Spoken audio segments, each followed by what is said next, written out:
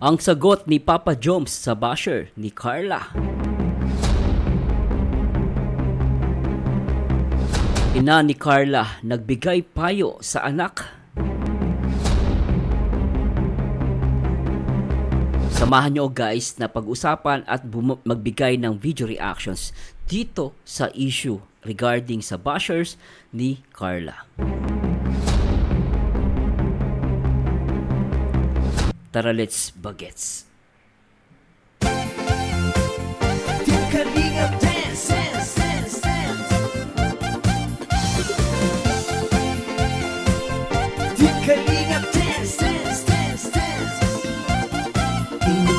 Hi guys, this Marzano again at samahan ninyo ko nagmawa ng komentary at reaction video dito sa live ni Papa Joms. I think this is regarding to sa mga bashers ni Carla. At tatandaan nyo guys, magbibigay lang tayo ng opinion, ng reaction dito sa live ni Papa Joms at makiki-update tayo at magbibigay tayo ng komento. At syempre bago tayo mag-start guys, gusto ko muna i-shoutout ang nag-iisang Kuya Bal Santos Matubang. Jason, Papa Dan, Daddy Philip, Brother Paas, Engineer Ako. At syempre guys, gusto ko rin i-shoutout ang talaga namang nagpapa-viral dito sa Kalingap, ang nag-iisang direktor Kalingap Rob na pogi-pogi at pasok sa top 12 most viewed vlogger in the Philippines. At syempre di natin kakalimutan guys ang nag-iisang Ate Edna, ang co-founder ng Kalingap, always support sa kanyang mga uploads at sa kanyang mga live. At ngayong araw guys, samahan ninyo ko.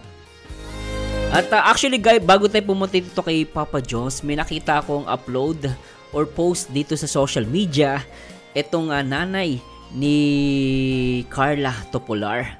So tingnan natin to guys. Di ko makakayang limutin ka, tanging ikaw lamang sa buhay ko, pagkat ikaw lang ang minamahal. Yun guys, basahin natin to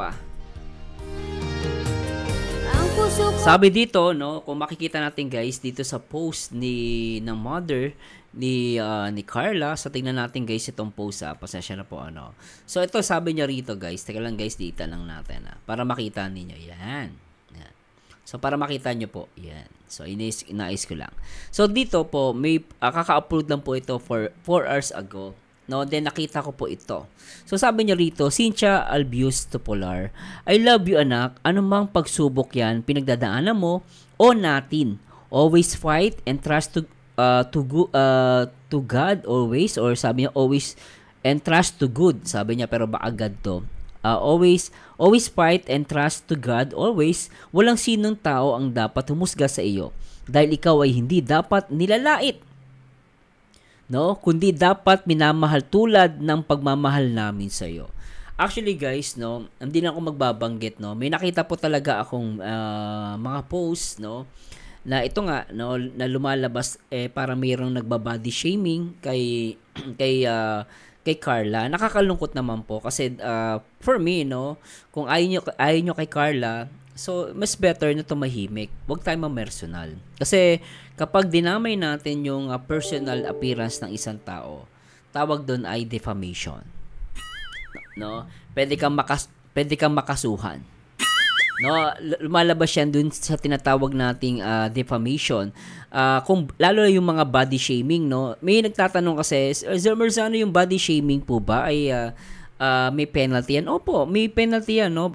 Regarding sa batas natin, no, mababasa natin yan dito sa defamation and cyberbullying. So ito guys, tatalon tayo rito, no.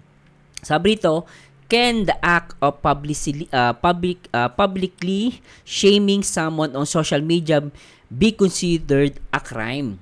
So ito kasama dito guys yung pambubuli at yung body shaming. Yung body shaming yun yung inaasal ka, yung appearance mo, pagkatao mo, yung kung ano yung race mo, no? Kasama yan sa body shaming. Kunwari, anong kulay ng balat mo, 'di ba? So, yun lumalabas yun sa body shaming. Sabi rito, no, sa Philippine laws, ang sagot dito, yes. Publicly shaming someone on social media through defamatory and humiliating posts. Yan. Humiliating posts at yan, ano, pamamahiya at paninira, no, na mga lalo ng mga posts can be considered a crime. In the Philippines, defamation is a criminal offense punishable under the revised penal code. Cyberbullying may also be considered a crime under the Cybercrime Prevention Act of 2012 Republic Act number 10175. Ibig sabihin guys, yung pamamahiya, defamatory or humiliating post, no, nag-post ka lang, at o yung body shaming, kasama na diyan po, no, kasama yan sa cybercrime. Doon papasok yung batas na yon. So maling-mali po 'yun. That's a body shaming. Lalo pag sinabi mo yung ano itsura niya, yung katawan niya, mali po 'yun. Especially nasa mundo ka ng social media. So ako natutuwa naman din ako, napaka-supportive ng mother ni Carla at nakamakita naman natin dito talagang kahit papaano ako natuwa ako dahil nag-post si Carla sa yung mother niya, no? 4 hours ago lang to at talaga maraming nag-send ng love ng mga supporters ng Jomcar. So nakakatuwa naman talagang ang dami nag-comment agad in just 4 hours at meron tong 34 shares. No, kayo guys, ano masasabi ninyo? Kasi ako sa akin mali naman po 'yun. At para sa akin naman walang ano 'yun yung mga ganong mga shaming, walang basihan 'yun guys. Ano yung walang basihan? No? So anyway guys, no, komento lang kayo guys ha, pero remember, wag po tayong mang-bash, no? Wag po tayong mang-bash, magsalita ng masakit. No? Ako natatakil ko lang to para ma-inform yung ating mga viewers at syempre yung mga basher. No, anyway, punta tayo dito guys, dito sa live ni Papa Joms. Panoorin natin to guys. Sa inyo pong pakulay. Ano po yun? Shoutout po. Yun. Galing po kasi sa Kibush on Mission. Oh, nag-mission si Papa Joms. How is baby Carla, Papa Joms? She okay now? Is she okay now? As of now po, hindi ko pa po siya nakausap. But I tried to call her po earlier po. Tinry ko po siyang i-call. Kaya so siguro po nag-break po muna siya from social media. And okay po yun. Para sa akin po, okay po yun. Wag po muna siyang po sa social media kasi yun nga po, andyan pa rin yung issue yata, yung sa kanya. So, alam ni Papa Joms yung about dun sa issue. At tama naman, mukhang he tried na mag-approach dito kay Carla, pero mukhang hindi muna nakikipag-usap si Carla right now. Siguro tama naman din yun. Mas maganda yun para lumayo muna sa social media. Kasi social media napaka-toxic. No, actually ang social media hindi naman toxic. May mga tao sa social media na toxic.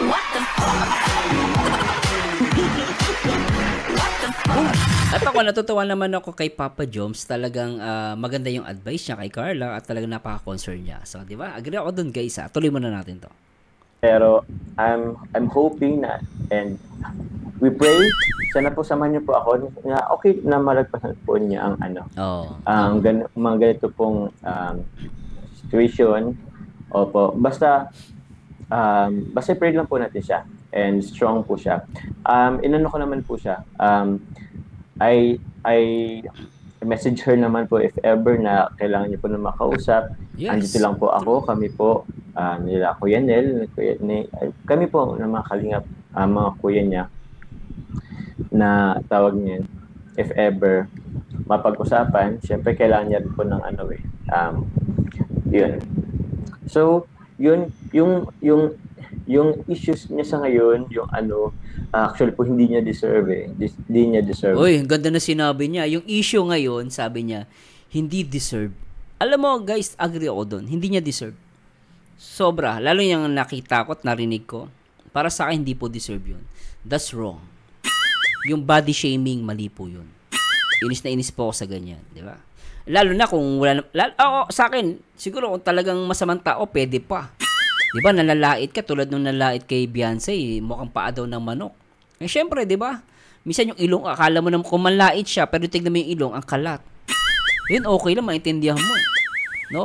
Pero syempre, sa isang batang walang ginagawa, No, hindi naman siya nagsasalita against sa'yo. Pero sasabihan mo ng ganun, tapos body shaming pa. That's not good. No? Ang tawag doon, guys, paninirang puri. No, tuloy natin. Gusto lang naman nung ni Carla ng tahimik na buhay. Yun. Hindi po namin napuntahan ngayon kasi galing po kami tables in mission. May po kami, may iba pong ginawa. But the least I can do po is tinry ko naman po siyang i-contact po. Yes, And siguro po nagso-social media break po muna siya. And hayaan po. Tama naman yun. No? Pasensya guys, na-post ko si Jomar. No, tama yung ginagawa niya na parang hinahayaan niya lang si Carla na siguro mag-private muna. That's good, no? Medyo dumidistansya siya. At nakakatuwa lang, actually yung pag-approach mo lang sa isang tao na alam mo may pinagdadaanan, malaking bagay yon, no? So nakakatuwa si Jomar doon. Media break po muna siya and hayaan po natin siya. Basta for now po, let's try to pray for her po. For Ganda, her pray. peace Agree. of mind. Yun. Station, salamat po. Opo, sobrang bait niya po. She doesn't deserve po this kind of bashing po or from other So yun po. Narinig niyo guys, she doesn't deserve na babash. Kahit naman talaga ako, yun yung sasabihin ko, hindi niya deserve na siraan, no, ng defamatory at humiliating o pamamahiya through body shaming. Disagree po ako doon. No. Dahil ako may ate ako, mayroon ako mga pamangkin na mga babae. Di ba? May na mga nagpakulay, wait lang po, shout out ko lang po. Kay Julie, salamat po sa inyong pakulay. Ba't close up? Ba't yun yung close up? Live chat pala. So yun, ano daw? Sabi ng Oriada TV station, Papa Joms and Carla. Guide mo si Carla, Papa Joms. Yes po, ginaguide ko naman po siya. Yes, so. Opo, but for now, let her, kung nag-social media break po siya, hayaan po muna natin. Yeah. Kasi minsan po, ganun tayo, di ba? Minsan mas gusto lang muna natin mag-isa, mag-isip-isip. Pero knowing Carla naman po, she is a strong person. Ganda, no? She is a strong person. Ang ganda na sinabi ni ni Papa Joms. Ay. She is a strong person.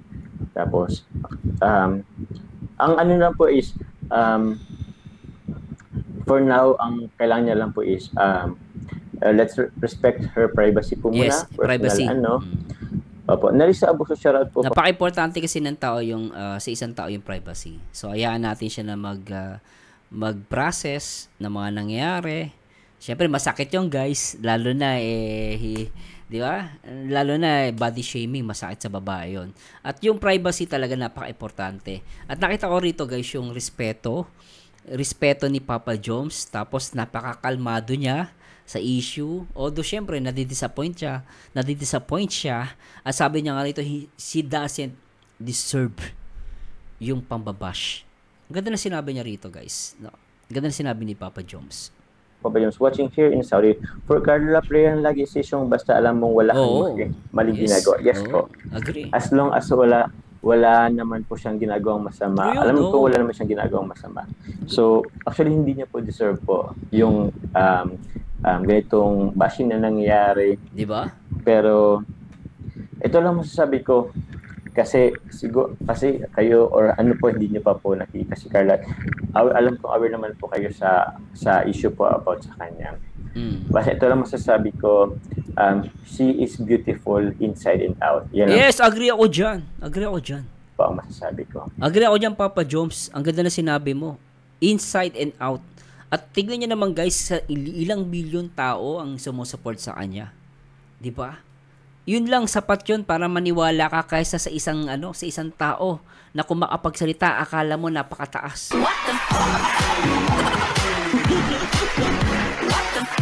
So, dapat maisip ni Carla, mas tignan niya yung maraming nagmamahal sa kanya kaysa sa iilang mga tao na ayaw sa kanya. Di ba? Po nakita si Carla. Alam ko aware naman po kayo sa issue po about sa kanya. Basta ito lang masasabi ko, she is beautiful Yes. inside and out. Yan lang po Agree. ang masasabi ko. 100%. 100%. Yeah. Bisaya Girl 100%. 31, hello kay Jomar. Please be strong for baby Carla. We love you both for Jomar Fanatics. Thank you very much po. Opo, pahinga muna si Medyo. Oh, sabi ni Tama Kat, lang Kat yung po pahinga sa Kat. muna. Pahinga muna sa social media si Carla. Yes po. Agree. Ganun din po, if ever po na makausap po siya, ganun po ang i-advise ko po sa kanya. Yes. Rosemary Catedrilla, shoutout po sa inyo. Hello, Jomar. I'm solid Jomcar fans here in Singapore. God bless you both. Hello po sa mga solid Jomcar fans sa Singapore. Yes po. Gusto po magkahe kayo sa Walis Tambo. So yun po. And I'm not only speaking po kay Carla. Yung mga beneficiaries na naman po ng Kalingap, yung sila Fiancé, yung ibang sila Rose Ann, sila Melka, opo, they don't deserve po Tama. bashing rin po kasi napakabait po ng mga bata po niyan. Opo. Sobrang Napaka-respeto na ito. Alam niyo guys, first time ko napanood si Papa Joms. Napaka-ano niya guys, napaka-gentleman, tsaka napaka-humble. Napakabait pala nito. Bait siya guys, babaitan ako sa kanya. bashing rin po kasi napakabait po ng mga bata po niyan. Opo. Sobrang babait po nila. Tsaka hindi po siguro nga they're still young. Yes, oo. Alam niyo po hindi from us or sa atin po kung may halimbawa po may mga nasisitas sila they don't deserve bashing. No one deserve from bashing. Kung may manakita po tayong konting po, it's okay, part of life, pero i-guide po natin sila ha. They need guidance. True. Opo. Kasi tayo naman po mga Kalingap, we're not perfect. Yes. Tayo nga po matatanda na. Ito guys, maganda sinasabi ni Papa Joms Sinabi niya rito guys, kayong matatanda na. So ina-address niya to sa mga taong matatanda na. Mga matatanda. Kasi mga bata, yung mga binabash ninyo. Si Beyonce, si Melka, marami pang iba. Lalo yung mga beneficiary ni Kalingap Rob na mga bata. O ngayon sabi ni Jomar dito, kayong mga matatanda, Papa Joms? Sometimes we have ang action natin, meron din tayong mga lapses. Yes, Yun po, continue knowledge din naman po. Oo. Ang kailangan po nila is guidance. Okay? 'Di ba? Totoo naman kahit tayong mga matatanda, meron tayong lapses, nagkakamali tayo. At tama yung sinabi niya, continuous learning tayo. Kahit matanda na tayo, kailangan pa rin natin matuto. Hindi porket matanda ka na, palagi kang tama. Hindi totoo yun. Ang masakit na katotohanan, kung sino pa yung matanda, siya pa yung mababaw, yung pangunawa. Minsan yung mga bata pa yung malaki ang pangunawa tuloy natin. So, imbis na i-bash po natin or punahin po sila, why not encourage them Exactly. to Tama yun. parang i-boost natin yung confidence nila. True. Opo, i-boost natin yung confidence nila. Wag natin silang hilain pababa or pababa. Let's boost their confidence. Exactly, di ba? Sarah Milit Barcelona, shoutout po sa inyong lahat. Bexy naman, come back stronger, Calabels. Namimiss namin yung hagit-hit mo. Yun po. Papa Joms.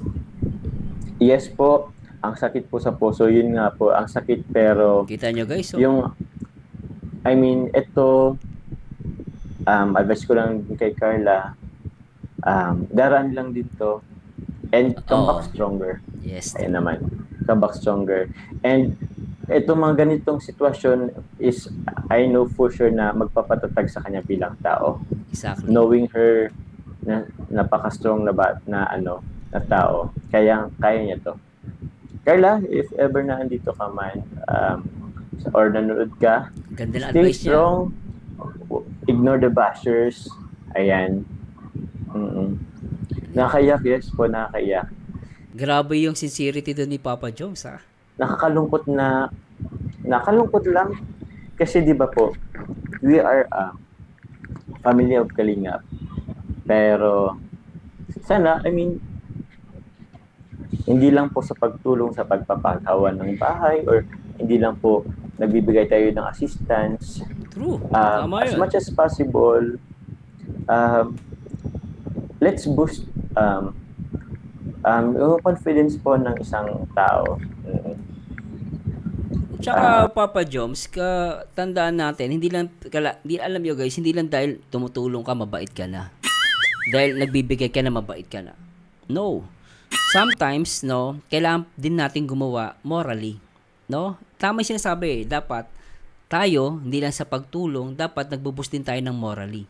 No, katulad ng dapat nagmo-motivate ka ng tama, nakakapagsalita ka ng tama, no? Nakakapag-advise ka sa mga bata, dapat ganon. No, hindi lang sa nga nagbibigay ka nga, 'di ba? Pero ano ka naman, namamahiya ka, 'di ba? O nambubuli ka, wala din. Hindi ba guys, wala ng kwenta. Kahit malaki pa ang binibigay mo, kung namamahiya ka ng kapwa mo, lalo na sa mga taong beneficiary ni Kalinga Prab, maling-mali yun. Kahit magyabang ka pa na malaki pa ang binibigay mo, walang kwenta yun. Malaki nga ang binibigay mo, di ba? Ito guys, in general, advice to, opinion malaki nga ang binibigay mo, tumutulong ka sa kapwa, pero nalalait ka naman, wala din.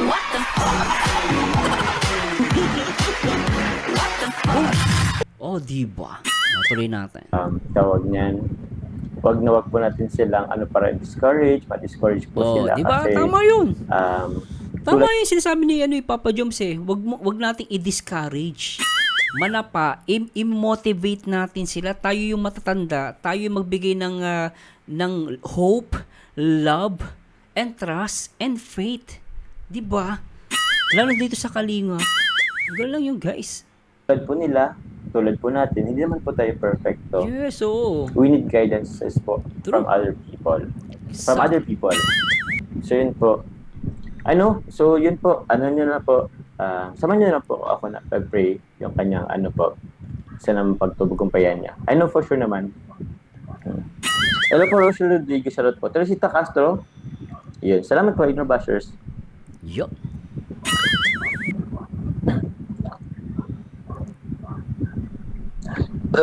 Galing po tayo sa kakagaling lang po natin sa Mission K-Boys po. Nagbisya pala si Papa Joms. Huwag na po muna mag-demand sabi ni Ayana, huwag na po muna mag-demand na punta ni Papa Joms si Carla kasi alam naman po ginagawa ni Papa Joms at higit sa lahat, may mga assignment din sila for Kalinga Prab. Okay na po yun na palagi siya kinakamusta. Tama naman. Yes po, thank you po Tama for yun. Understanding and also po, let us also respect her privacy po muna. True. Kung gusto niya po muna mapag-isa, let her be.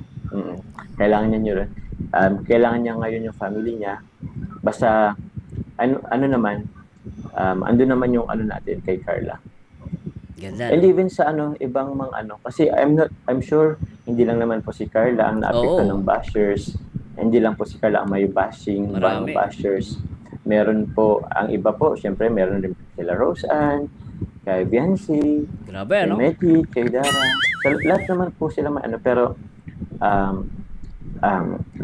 let's boost their confidence po and Diba? pakatatag lang po sila. Sana Papa Joms lahat ng matatanda. Kasi ugali mo, mabait, tsaka malawak ang unawa.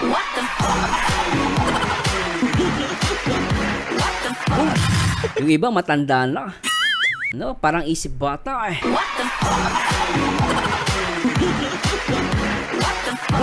Sana matatawa ka na lang So yun po. Opo, hindi lang, kahit naman po ako nakakayak po din talaga. Di ba nayak pa si Papa Joms Po. Naiyak po kami kanina sa Team Velos. Sobrang po nasaktan para kay Kala at sa talaga? Papa Joms. Okay. Opo. Thank you po. Hello po sa mga taga Team Velos dyan. Velos. AKA Coffee. So yun. So anyway guys, sana nag-gets nyo yun Ako'y para lamang sa'yo, laging ikaw lamang sa isip ko, pagkat ikaw lang ang... Pero sana guys, nag-gets nyo yung point dito ni Papa Joms. Ako nag-gets ko siya. Napaka-importante ng privacy ng isang tao. At ako, natutuwa naman ako dahil sometimes, kailangan mangyari talaga yung mga ganitong bagay. Hindi dahil para bumaksak ka, no. Minsan kailangan mangyari to. At di natin maiiwasan to, guys. Talagang meron at meron mambabash kay Carla. Bakit Sir Merzano? Kasi lalo siya sumisikat eh.